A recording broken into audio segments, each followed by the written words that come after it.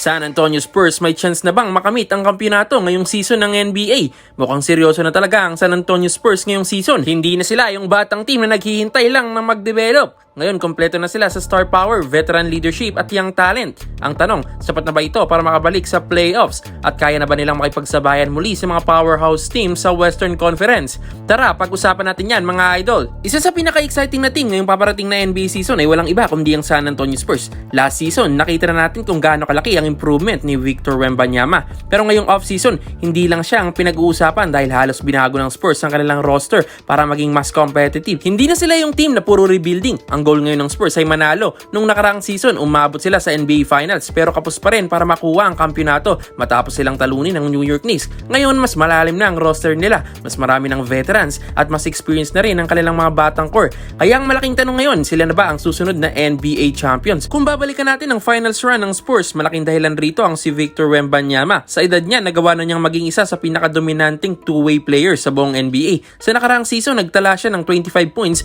11.5 rebounds at tigit 3 blocks kada laro. At muli niyang pinatunayan kung bakit siya ang pinakapundasyon ng franchise na ito. Pero ang magandang balita para sa Spurs fans, hindi na umiikot ang team kay Wemby lang. Nandyan pa rin si De'Aaron Fox, isa sa pinakamabilis at pinaka-explosive na point guard sa liga. Alam nating nung dumating siya sa San Antonio, mas bumilis ang transition offense ng Spurs at mas dumami ang easy baskets ni Wemby. Ang chemistry nilang dalawa ay isa sa pinakamalaking dahilan kung bakit nakarating sila hanggang NBA Finals. Hindi lang yon, patuloy rin nag-improve sina Stephen Castle at Dylan Harper. Kung nung rookie season nila ay puro potential pa lang ang pinag-uusapan, ngayon ay napatunayan na nilang kaya nilang mag-deliver sa pinakamalaking stage.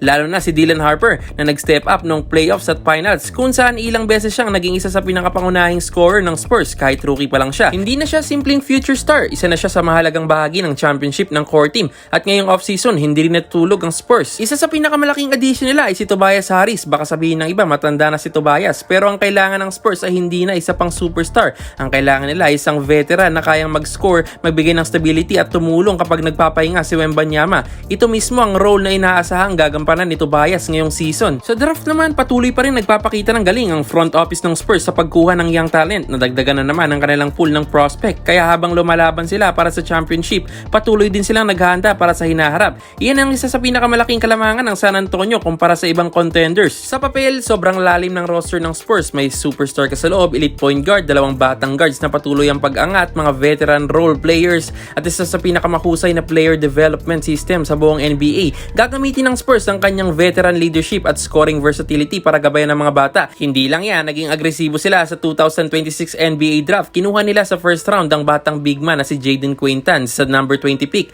at gumawa sila ng solidong trade moves para makuha ang draft rights ng pambatong Yukon center na si Tyrese Reed Jr. kapalit ng future second round picks. Idagdag mo pa ang mga bago nilang sandata mula sa second round na sina Jacoby Gillespie at Malik Brown. Kitang-kita na ang focus ng Spurs, mas pinalalim at mas pinalaki pa ang kanilang bench para tulungan si Wemby. Pero may isang problema, kapag masyadong maraming quality players, mas mahirap i-manage ang playing time. Hindi lahat magiging starter, hindi lahat magiging masaya sa role nila. At ayon mismo sa mga ulat sa San Antonio, isa ito sa pinakamalaking challenge ni head coach Mitch Johnson ngayong season kung paano mapapanatili ang magandang chemistry ng isang napakalalim na roster. Kung tutusin, kung talent lang ang pagbabasihan, kayang-kaya ng Spurs na makipagsabayan sa kahit anong team sa NBA. Pero sa tingin ko, hindi talent ang magiging sukatan ng season na ito, consistency. Yan ang pinakamalaking challenge ng San Antonio Spurs. Nung nakaraang season, nakita natin kung gaano sila kalakas kapag sabay-sabay ang laro ni Victor Wembanyama, De'Aaron Fox, Dylan Harper at Stephen Castle. Pero dumating din ang mga pagkakataong nawawala ang momentum nila,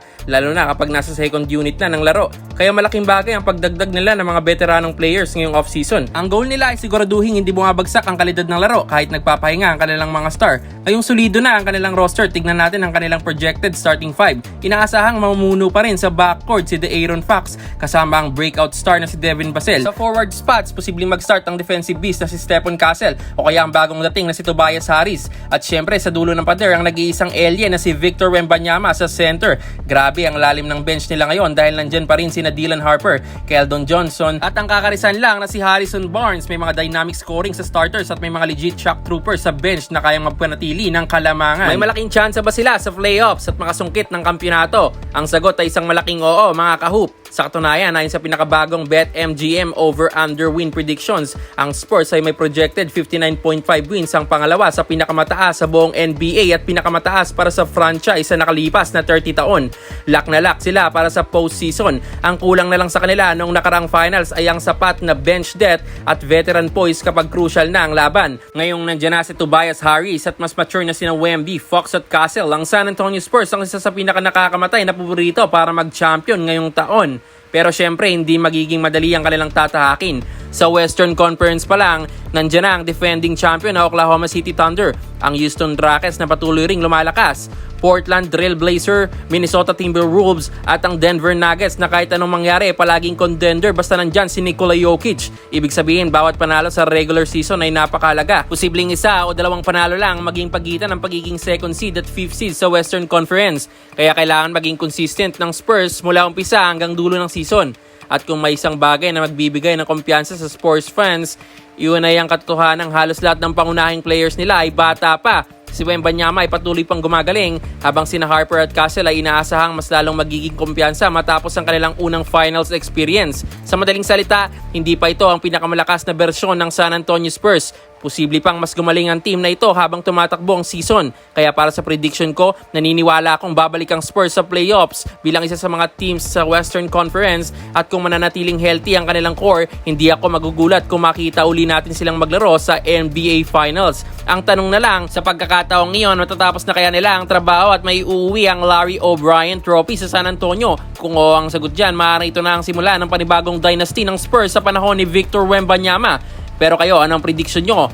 Makakabawi ba ang Spurs ngayong season at magiging NBA champions? O may team pa rin pipigil sa kanila?